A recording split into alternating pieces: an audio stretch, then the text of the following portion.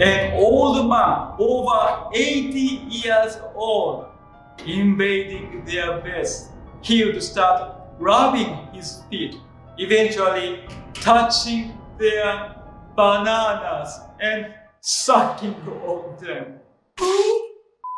The Japanese entertainment industry was rocked with scandal. The BBC released a documentary called Predator, The Secret Scandal of J-Pop, which reveals the story of Johnny Kitagawa, who was the founder of Johnny's Entertainment, the male idol group agency that dominates the Japanese entertainment industry. They reported on the sexual abuse of underage talent by pedophile Johnny Kitagawa.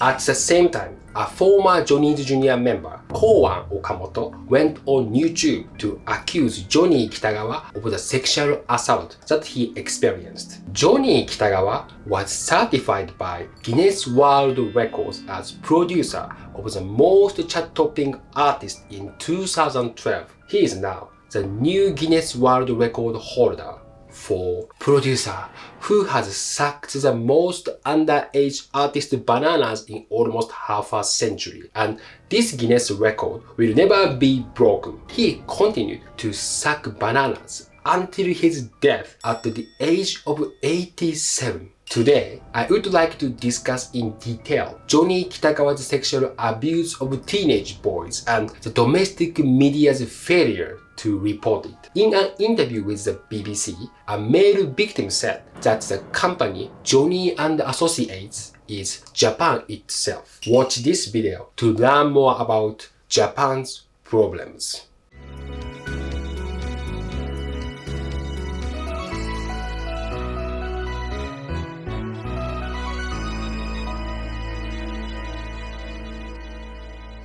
Welcome to the Japan Report.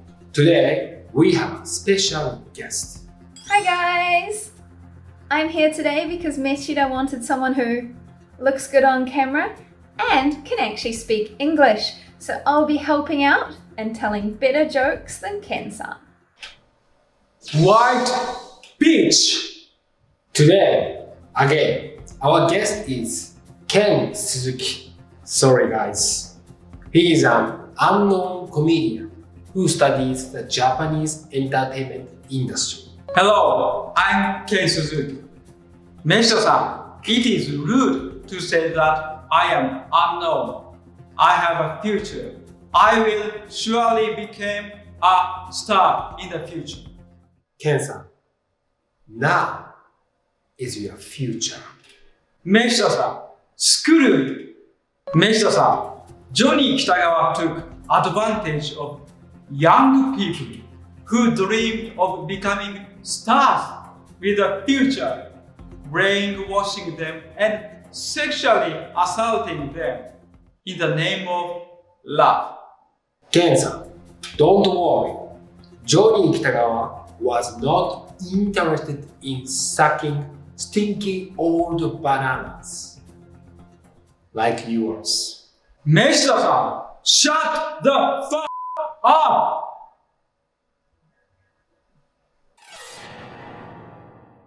Johnny's Entertainment is one of the Japan's leading entertainment production companies, producing mainly male idols, established in 1962 by Johnny Kitagawa. The company has produced many popular musical groups. The company also has a large number of talents who are active on stage, in TV, dramas, and in movies. Yes, Johnny Kitagawa is admired as a creator of Japan's entertainment industry. He is known as the king of Japanese entertainment, or king of underage entertainment. In Johnny's Entertainment, there is something called Johnny's Jr. What is that? Johnny's Jr. is the name of a group of young male talents, mainly in their teens to early 20s, who are trainees belonging to Johnny's office. They perform in TV shows and on stage while taking lessons in dancing, singing, acting, etc. with the aim of debuting as members of idols groups in the future. Since Johnny Kitagawa had all the power, it was well known that whether you could date him or not depended on whether you were liked by Johnny Kitagawa, right? According to an accuser's testimony, the most important thing for debut was how well you entertained Johnny Kitagawa. They were truly a pleasure group for Johnny Kitagawa. You could say it was his passion project.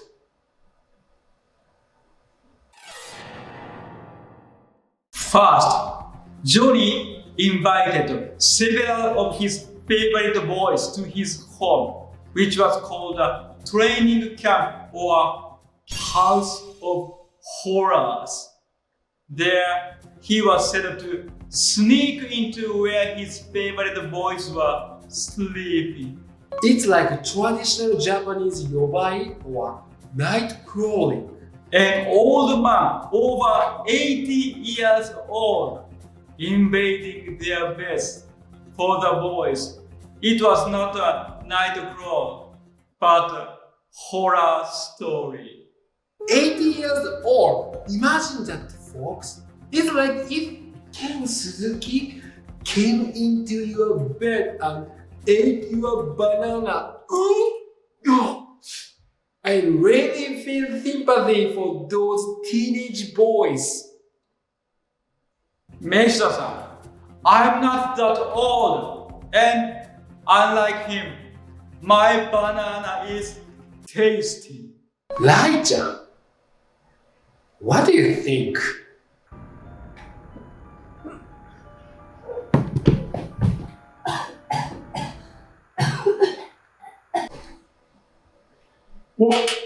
What bitch? According to Kawan Okamoto, who had the courage to reveal his story, he was first victimized when he was 15 years old and was abused 15 to 20 times in the years he belonged to the group.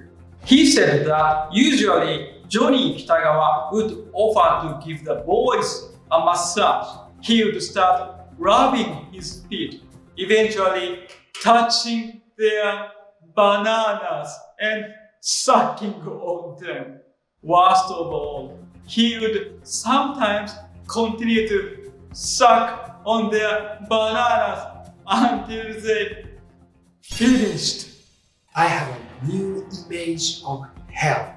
The boys were already terrified to finish. Must have taken a lot of imagination. Offering a massage is like a hooker going after a drunk businessman on the street. But if an 80-year-old man approached an underage boy on the street and offered to give him a massage, he would be caught red-handed. According to the accusation, Johnny Kitagawa once had his favorite minors lie on either side of a king bed in his suite and took turns sucking their bananas. He sometimes kissed them deeply. For the boys, it must have been a bitter room, not a suite. He would also show them adult videos to arouse them. After showing them adult videos, he would sneak into the boys' beds and sexually abuse them. For the underage boys, it must have been a cursed video. If you watch the cast video, more terrifying than Sadako, Johnny Kitagawa crawls under the covers and comes to put a curse on your banana. To say that Johnny Kitagawa reigned over Japanese entertainment for almost half a century is frightening. He must have set a new world record for the number of underage men who had their bananas sucked. it must have surpassed the record of the world's churches. I am sure there have been thousands of boys who have been enrolled in Johnny's Junior. Why couldn't they charge him? The BBC reported that it was because of Johnny Kitagawa's grooming of the boys. It is when an adult approaches and befriends a child for sexual purposes. The victims interviewed by the BBC also said that they still respected Johnny Kitagawa. According to the accuser, Kawa Okamoto, such behavior from Johnny Kitagawa was the same feeling as having it done to him by his parents. He said he could not press charges because of a mixture of shock and also gratitude for teaching him about the world of entertainment. Simply put, he brainwashed underage boys. According to the accusation, there was a traditional unspoken rule at Johnny's that one could not debut unless one went to Johnny Kitagawa's House of Horrors and had his banana sucked. We Japanese are people who value tradition. According to Kawa Okamoto, seniors advised them they had to endure this in order to debut. He was told that it was much better than the old days because he would only have his banana licked. Because when he was with the company, Johnny Kitagawa was over 80 years old and could only lick bananas. But 20 years ago, he said they were required to lick Johnny Kitagawa's bananas as well. The golden era of Johnny Kitagawa from 1970 to 1980 must have been a dark time for Johnny's Junior. At that time, every debut would have been a pain in the butt. But I heard that they were taught the secret of how not to be attacked by Johnny Kitagawa from the Johnny's Junior series. What were the tips? First, sleep with 3 belts and jeans on. 2. Hang around boys who have not been attacked recently. 3. Take bath in groups. However, apparently, these rules were soon proven untrue by Johnny Kitagawa. In fact, a Japanese scandal magazine reported on the sexual abuse allegations. In March 2002, after Johnny's Jr. sued for defamation regarding the report, a high court ruled against him, judging it not to be defamatory. Johnny Kitagawa said that he had lost his sexual functions over 20 years ago due to an operation for a disease. So he claimed that it was impossible for the boys to have performed the lewd acts they claimed. However, he had difficulty proving that he was dysfunctional. However, if his banana was dysfunctional, he would not be able to finish.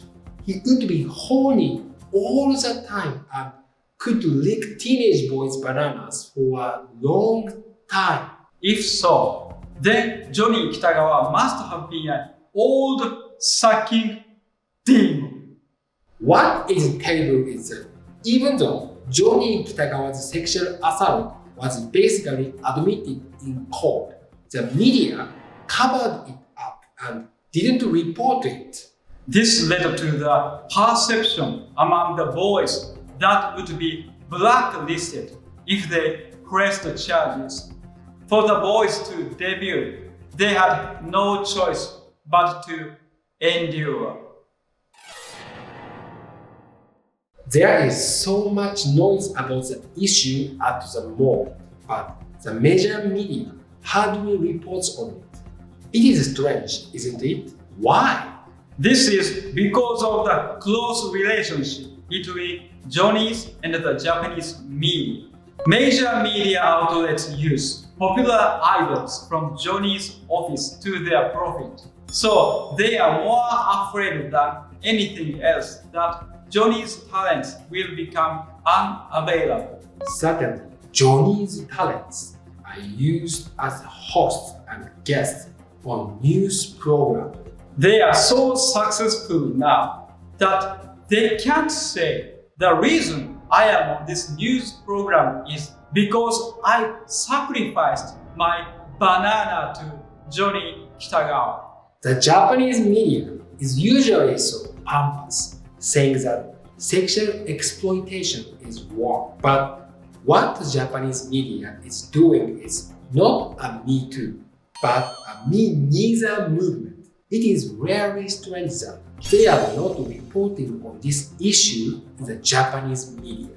There is a saying in Japan, keep a lid on the stinky stuff. That is exactly what the Japanese media is doing right now. Or rather, the level of reporting by the Japanese media is the same as that of North Korea. Really, the Japanese media is rotten.